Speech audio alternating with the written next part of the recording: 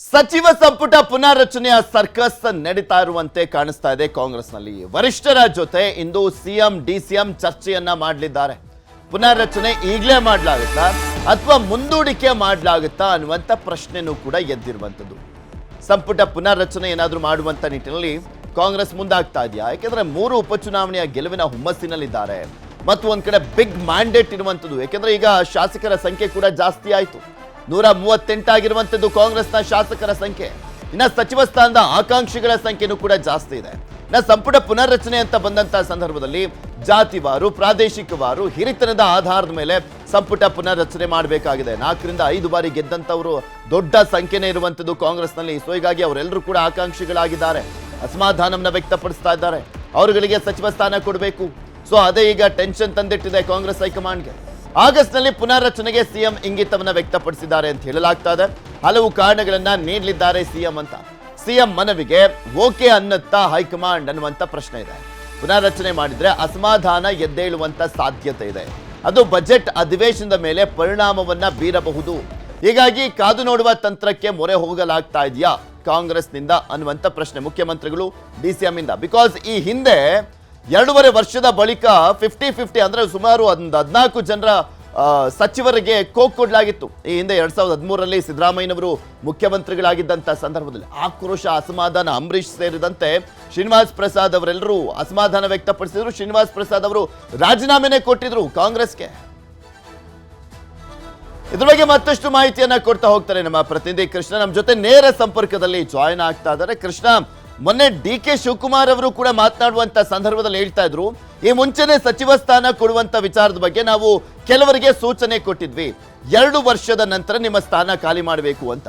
ಅದೇ ರೀತಿಯಾಗಿ ಈಗ ಸಿದ್ದರಾಮಯ್ಯನವರು ಕೂಡ 2 ವರ್ಷದ ಬಳಿಕನೇ ತೀರ್ಮಾನ ಮಾಡಿದಂತೆ ಕಾಣಿಸ್ತಾ ಇದೆ. ಈ ಸಂದರ್ಭದಲ್ಲಿ ಸಾಕಷ್ಟು ರೀಸನ್ಸ್ ಗಳನ್ನ ಕೊಡ್ಲಾಗ್ತಾ ಇದೆಯಲ್ಲ ಪುನರ್ರಚನೆಗೆ, ಏನೆಲ್ಲ ಕಾರಣಗಳು ಸಿಗ್ತಾ ಇದಾವೆ ಮತ್ತು ಒಂದ್ ಕಡೆ ಲಾಬಿ ಯಾವ ರೀತಿಯಾಗಿ ನಡೀತಾ ಇದೆ ಸಚಿವ ಸ್ಥಾನಕ್ಕೆ?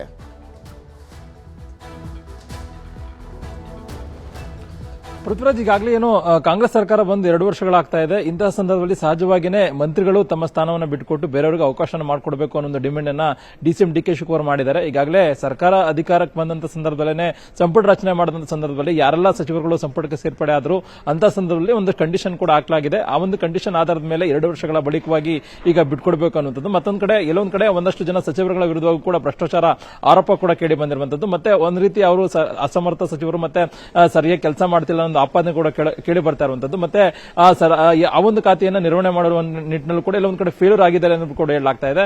ಹೀಗಾಗಿ ಅಂತಹ ಸಚಿವರುಗಳನ್ನ ಬದಲಾವಣೆ ಮಾಡೋದ್ರ ಮುಖಾಂತರವಾಗಿ ಹೊಸಬರಿಗೆ ಮತ್ತೆ ಹಿರಿಯರಿಗೆ ಅವಕಾಶ ಮಾಡಿಕೊಡುವಂತ ನಿಟ್ಟಿನಲ್ಲಿ ಈಗಾಗಲೇ ಡಿಸಿಎಂ ಡಿ.ಕೆ. ಶಿವಕುಮಾರ್ ಅವರು ಒಂದಷ್ಟು ಪ್ಲಾನ್ ಅನ್ನು ಕೂಡ ಮಾಡಿರುವಂತದ್ದು. ಮತ್ತೆ 2 ವರ್ಷ ಆದ್ಮೇಲೆ ಸಹಜವಾಗಿಯೇ ಕಾಂಗ್ರೆಸ್ನ ಶಾಸಕರ ಸಂಖ್ಯೆ ದೊಡ್ಡ ಮಟ್ಟದಲ್ಲಿ ಇರುವುದರಿಂದಾಗಿ ಎಲ್ಲರಿಗೂ ಕೂಡ ಅವಕಾಶ ಮಾಡಿಕೊಡಬೇಕು. ಆ ಕಾರಣಕ್ಕೋಸ್ಕರವಾಗಿಯೇ ಡಿಸಿಎಂ ಡಿ.ಕೆ. ಶಿವಕುಮಾರ್ ಅವರು ತಮ್ಮ ಆಪ್ತ ಶಾಸಕರಾಗಿರ್ಬೋದು ಒಂದಷ್ಟು ಜನರಿಗೆ ಸಚಿವ ಸ್ಥಾನ ಕೊಡಿಸುವಂತ ನಿಟ್ಟಿನಲ್ಲಿ ಮನಸ್ಸನ್ನ ಮಾಡಿದ್ದಾರೆ. ಆದ್ರೆ ಮುಖ್ಯಮಂತ್ರಿ ಸಿದ್ದರಾಮಯ್ಯ ಅವರು ಸದ್ಯಕ್ಕಂತೂ ಸಂಪುಟ ಪುನರಚನೆ ಆಗಿರಬಹುದು, ಸಂಪುಟ ವಿಸ್ತರಣೆ ಆಗುವಂತ ವಿಚಾರದಲ್ಲಿ ಇನ್ನೂ ಕೂಡ ನಿರ್ಧಾರವನ್ನ ಮಾಡಿಲ್ಲ.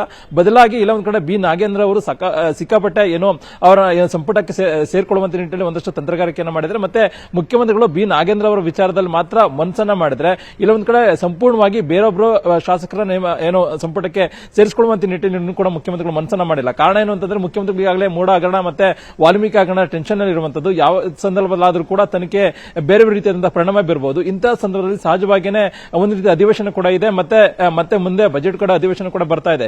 ಇಂಥ ಸಂದರ್ಭದಲ್ಲಿ ಎಲ್ಲದ್ರ ಬಗ್ಗೆ ಆ ಕಡೆಗೆ ಮಾತ್ರ ಮುಖ್ಯಮಂತ್ರಿ ಗಮನವನ್ನು ಕೊಡಬೇಕಾಗುತ್ತೆ.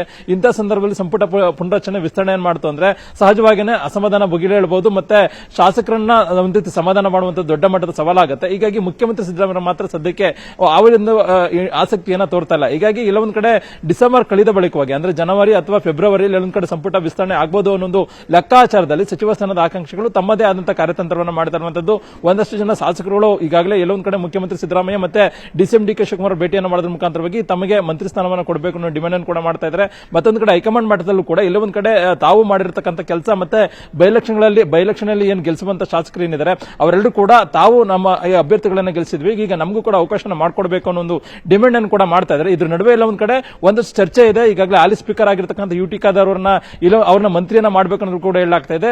ಆ ಒಂದು ಜಾಗಕ್ಕೆ ಸ್ಪೀಕರ್ ಅವರ ಜಾಗಕ್ಕೆ ಹಾಲಿ ಆರೋಗ್ಯ ಸಚಿವರಾಗಿರ್ತಕ್ಕಂಥ ದಿನೇಶ್ ಗುಂಡೂರಾವ್ ಅವರನ್ನ ನೇಮಕವನ್ನ ಮಾಡುವಂತ ನಿಟ್ಟಿನಲ್ಲಿ ಒಂದಷ್ಟು ಚರ್ಚೆ ಕೂಡ ನಡೀತಾ ಇದೆ. ಹೀಗೆ ರಾಜ್ಯ ಕಾಂಗ್ರೆಸ್ನಲ್ಲಿ ಸಂಪುಟ ಪುನರಚನೆ ಮತ್ತೆ ವಿಸ್ತರಣೆ ಸಂಬಂಧಪಟ್ಟ ವಿಚಾರ ಕೇಳಿ ಬರ್ತಾ ಇದ್ರು ಕೂಡ ಅಂತಿಮವಾದಂತ ನಿರ್ಣಯವನ್ನ ಮುಖ್ಯಮಂತ್ರಿ ಸಿದ್ದರಾಮಯ್ಯ ಮಾಡಬೇಕಾಗತ್ತೆ. ಹೀಗಾಗಿ ಮುಖ್ಯಮಂತ್ರಿಗಳು ಯಾವಾಗ ತೀರ್ಮಾನ ಮಾಡ್ತಾರೆ ಆ ಒಂದು ತೀರ್ಮಾನದ ಆಧಾರದ ಮೇಲೆ ಸಂಪುಟ ವಿಸ್ತರಣೆ ಪುನರಚನೆ ಆಗುತ್ತೆ ಅಂತ ಹೇಳಬಹುದು ಪೃಥ್ವಿರಾಜ್.